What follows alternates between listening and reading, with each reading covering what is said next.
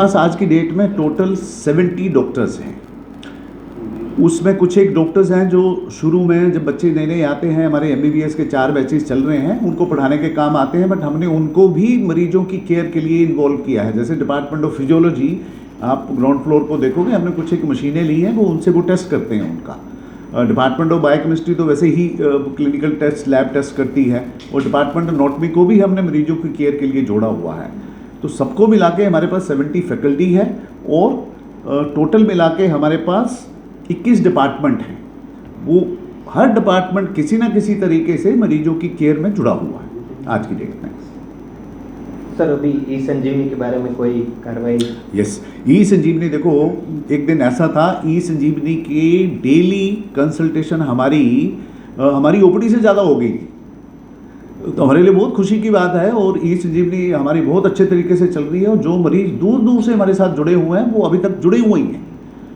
वो अपना फॉलोअप लेते हैं, और रोज़ के कम से कम 30 या 40 नए मरीज हमारे साथ जुड़ते हैं, और वो हमारे स्पेशलिस्ट को कॉल करते हैं। आपने नीचे देखा होगा डॉक्यूमेंट्री बनाते हुए कि सबके कंप्यूटर्स के ऊपर वो वेबकैम लगे हुए हैं, और उसका टाइमिंग रखा हुआ है। हर स्पेशलिस्ट के साथ वो जुड़ रहे हैं। ई संजीवनी पैरेलल हमारे मरीज देख रही है, वो इन एडिशन टू OPD के मरीज के, और जब IPD शुरू हो जाएगी तो और इसमें वृद्धि होगी।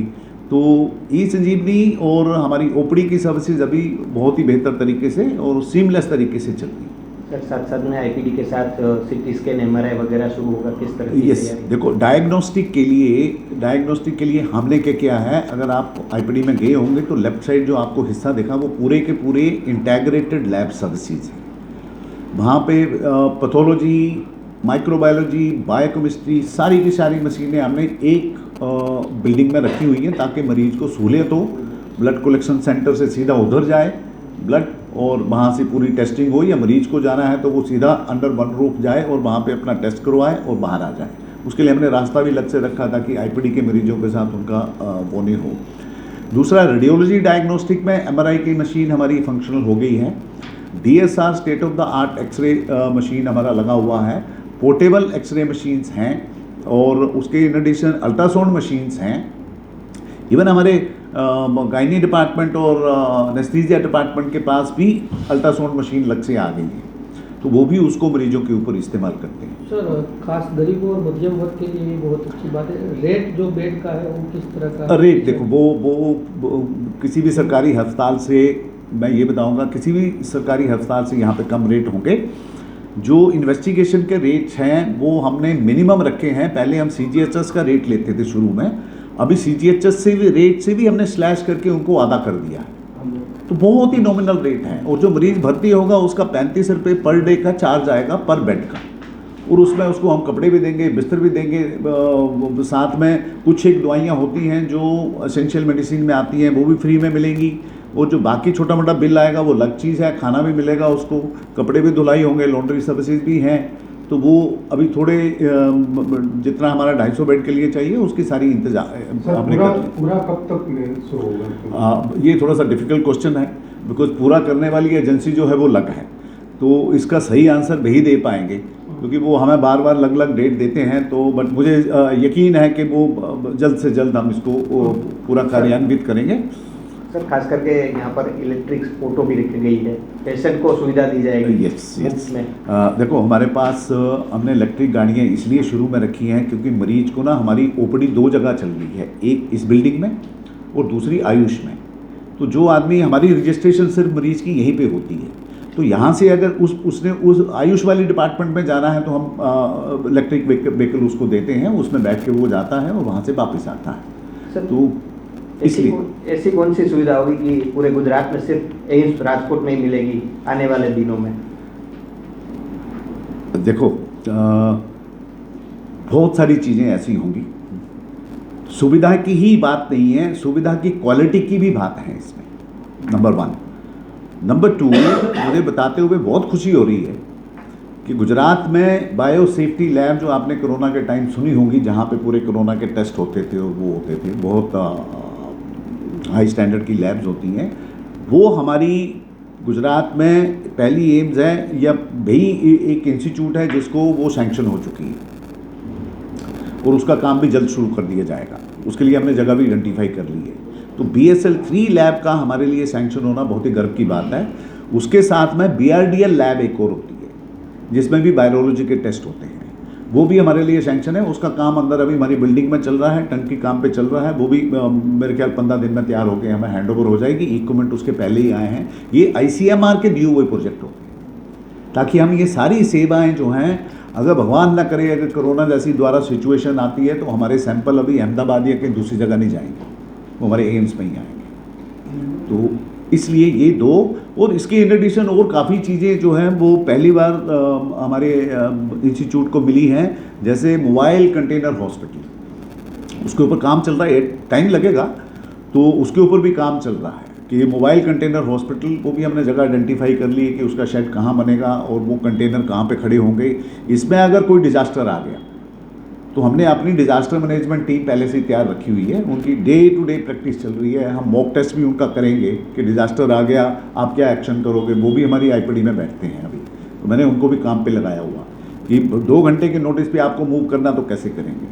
तो डिजास्टर मैनेजमेंट टीम हमारी पहले से तैयार है, और मोबाइल कंटेनर डिजास्टर हॉस्पिटल वो हमारे पास जब आ जाएगा तो हम शॉर्ट नोटिस के ऊपर उनको हम मोबिलाइज कर पाएंगे। तो ये बहुत सारी कुछ एक चीज़ें हैं जो फर्स्ट हैं एम्स राजकोट के लिए, क्योंकि ये मोबाइल कंटेनर हॉस्पिटल जो है वो सिर्फ एम्स राजकोट और एम्स भुवनेश्वर को सैंक्शन हुआ अभी की डेट में। तो जब ये मॉड्यूल जो है वो ये सक्सेसफुल हो जाएगा और यहाँ पे लग जाएगा, तो इसको रेप्लिकेट किया जाएगा बाकी एम्स के लिए भी, ताकि एक पैरेलल डिजास्टर मैनेजमेंट टीम तैयार खड़ी की जाए। सर एम्स मैं सुपर स्पेशलिटी में हम अभी गए नहीं हैं। हमने एक ही सुपर स्पेशलिस्ट अभी तक रिक्रूट किया है डॉक्टर्स में, वो हैं ऑन्को रेडियोथेरेपी की, जिसमें हमारे पास जो रेडियोथेरेपी की मशीनें हैं वो बेसमेंट में बन रही हैं, टंकी काम चल रहा है, मशीनें सैंक्शन हो गई हैं। जैसे टंकी का काम खत्म होगा हमारी वो ब्रेकीथेरेपी लेने वो उधर लग जाएगा। तो रेडियोथेरेपी इसके इन एडिशन क्या होता है, जब हम सुपर स्पेशलिटी में जाएंगे जो कि इसी साल पूरा हो जाएगा काम, तो ऑन्को सर्जन जो कैंसर के सर्जन होते हैं और कैंसर के फिजिशियन ऑन्को फिजिशियन और ये ऑन्को रेडियोलॉजी, ये मिलके ऑन्को सेंटर कैंसर का सेंटर बनाते हैं तीनों। तो हमने जो मशीन लगनी थी उसके डॉक्टर को पहले रिक्रूट किया, ताकि ये जब तक ये मशीन लगेगी तब तक हमारे पास ऑन्को के सर्जन और ऑन्को फिजिशियन भी आ जाएंगे और फुल फ्लेज सर्विसेज इनको डायग्नोस्टिक से लेके ट्रीटमेंट के लिए इनको हमारे पूरे स्टीम मरीजों के लिए उपलब्ध करा दी जाएंगी। राजकोट एम्स में कौन कौन सी सुविधाएं मिल रही है लोगों को, और साथ साथ में IPD भी शुरू होने वाला है, क्या कहेंगे? तो बिल्कुल आपने ठीक फरमाया। सबसे पहले आप सबका यहाँ पे स्वागत और धन्यवाद जो आपने समय निकाल के हमारे पास आए। आपको पता है हम तैयारियों में लगे ही हैं कि IPD जल्दी से जल्दी शुरू करें। हमारी OPD दिसंबर 21 से चल रही है और दिन प्रतिदिन इसमें वृद्धि होती जा रही है। उसी के साथ हमने कोशिश की थी कि IPD सर्विसेज जितना जल्दी हो हम शुरू कर पाएँ। तो उसके लिए हमने काफ़ी पूरी हद तक तैयारी ऑलमोस्ट कंप्लीट है। जितने भी एक्सपेक्ट होते हैं इसमें बेड लेआउट ही नहीं करना होता, उसके साथ जितनी सर्विसेज होती हैं वो सारी की सारी सर्विसेज हमारी तैयार हैं और बेड पे पूरी डे टू डे बेस पे उनकी प्रैक्टिस चल रही है। हमारे doctors, nursing officers, paramedics, students सारे के सारे हमारी IPD में अभी जा रहे हैं और देख रहे हैं। अभी तक हमने मरीजों को भर्ती करने का कार्यक्रम शुरू नहीं किया है। हमारी IPD में अगर देखा जाए तो हमारी IPD में 15 तरह की मेडिकल स्पेशलिटी की सर्विसेज दी जाएंगी शुरू में। सुपर स्पेशलिटी बाद में आएगा। 15 मेडिकल स्पेशलिटी, उनको मैं गिनना नहीं चाहूँगा, आप बाद में मेरे से ले लेना कि कौन सी स्पेशलिटी की सुविधा इधर होगी। और उसके एडिशन में हमारे पास 4 major state of the art modular operation theatre पूरे फंक्शनल हैं और 2 minor OT, labour room, blood bank, जितने भी सर्विसेज साथ में चाहिए होती किसी भी इंडोर पेशेंट के कार्यक्रम को चलाने के लिए वो हम पूरी तरह तैयार हैं। और शीघ्र ही इसका लोकार्पण किया जाएगा। एक्सपेक्टेड है कि हमारे माननीय प्रधानमंत्री जी आए और जो अभी हमारे पास पूरा प्रोग्राम आया नहीं है, जैसे ही आपका आएगा हम आपसे साझा करेंगे। 25 तारीख का हमने अभी तक सुना है कि 25 तारीख को हमारे माननीय प्रधानमंत्री जी आएंगे और इसका अपने कर कमलों के थ्रू लोकार्पण करेंगे। और उसके बाद हम जल्द ही ये सेवाएं जो इंडोर की हैं वो अपने एस्टीम मरीजों के लिए खोल देंगे, जैसे हमारी ओपीडी चल रही है तो। और उससे पहले हम कैशलेस फैसिलिटी जो है वो CGHS के जो पेंशनर्स लोग हैं उनके लिए पहले ही शुरू कर चुके हैं। वो ओपीडी सर्विसेज अभी तक दे रहे हैं, उसके बाद हम IPD सर्विसेज भी उनके लिए शुरू कर देंगे। आयुष्मान भारत और माँ उसका भी रजिस्ट्रेशन काउंटर यहाँ पे खोल के जो मरीज उसके लिए एप्लीकेबल होंगे वो भी सर्विसेज हम उनके लिए एक्सटेंड करेंगे।